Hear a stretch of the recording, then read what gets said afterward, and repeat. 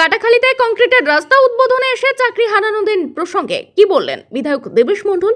শনিবার হাসনাবাদের সীমান্তবর্তী কাটাখালী এলাকায় কংক্রিটের রাস্তা উদ্বোধনে এসে সংবাদ মাধ্যমের মুখোমুখি হন বিধায়ক দেবেশ মণ্ডল। নতুন কংক্রিটের রাস্তার কাজে শুভ সূচনার পর তাকে প্রশ্ন করা হয় কলকাতার বিকাশ ভবনে চাকরি হারানো প্রার্থীদের বিক্ষোভ নিয়ে। এই প্রশ্নে বিধায়ক দেবেশ মণ্ডল জানান, রাজ্য সরকার সবকিছু বিচার করে পদক্ষেপ নিচ্ছে। মুখ্যমন্ত্রী মমতা বন্দ্যোপাধ্যায় সবসময় সাধারণ মানুষের পাশে আছেন। যারা প্রকৃত প্রার্থী ন্যায্য দাবি রাখছেন তাদের পাশে সরকার অবশ্যই থাকবে। তবে যদি কেউ উদ্দেশ্য প্রণোদিতভাবে অশান্তি ছড়াতে চায়, মানুষ তা ভালোভাবে নেবে না। তিনি আরও বলেন, উন্নয়নই সরকারের প্রধান লক্ষ্য। চাকরির সংক্রান্ত ইস্যুতে প্রশাসন ইতিমধ্যেই পদক্ষেপ করেছে এবং বিচারালয়ে নির্দেশ মেনেই কাজ হচ্ছে।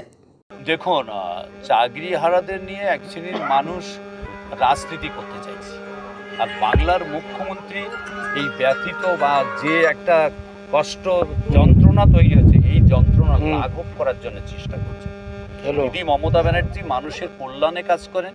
হ্যাঁ, কোনো একটা কারণে কোনো একটা ঘটনায় মানুষের চাকরির নিরাপত্তা বা চাকরি একটা বিঘ্ন কারণ ঘটেছে, সেটাকে নিরসন করে কিভাবে তাদেরকে আগামী দিনে অর্থনৈতিক প্রতিষ্ঠায় বা তাদেরকে জায়গায় ফিরিয়ে আনা যায়, এই সৎ ভাবনা দিদি মমতা ব্যানার্জির মধ্যে আছে।